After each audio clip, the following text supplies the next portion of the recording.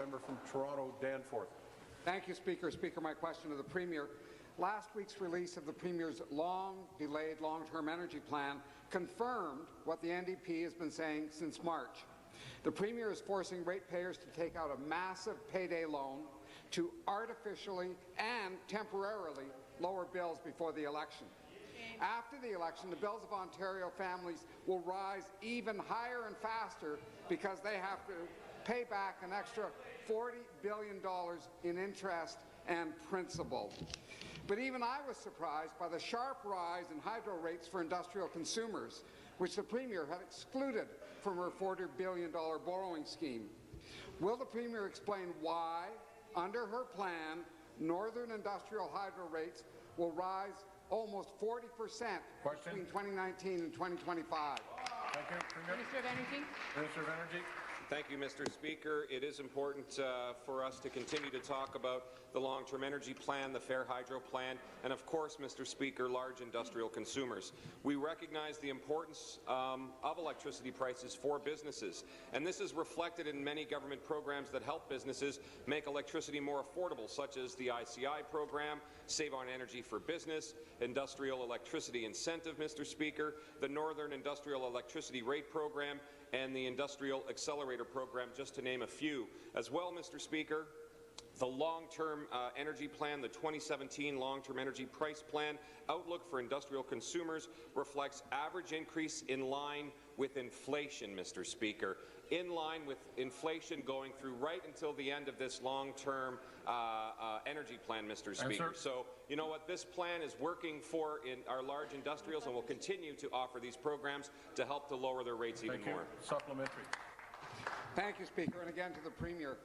Under the Premier's hydro plan, rates for manufacturers, automakers, steel mills, and other large power consumers will rise by 30% in just 6 years. Northern industrial customers will be hit even harder. Their rates will rise almost 40%. Instead of getting private profits off hydro bills and bringing Hydro One back under public ownership, the Premier is putting even higher burdens on Ontario's manufacturing sector and northern industries. Will the Premier tell us how many industrial jobs will be lost because of her privatization plan for our hydro system? Minister. Thank you, Mr. Speaker. We're continuing to see job growth in our industry, Mr. Speaker, thanks to the leadership of the Minister of Economic Development and Growth and the Premier, Mr. Speaker. We also have just said to him momentarily that the long-term energy plan price outlook for our large industry reflects an average increase in the line with inflation. It's also important to say, Mr. Speaker, that the electricity price for electricity or industrial electricity consumers in Ontario is lower than the average price in the Great Lake region, as reported, Mr. Speaker, by the U.S. Energy Information Administration. Rates in Ontario remain competitive with other Canadian. The member from Prince Edward Hastings is warned. The Minister of Indigenous Relations and Reconciliation is warned. Any other smart aleck remarks?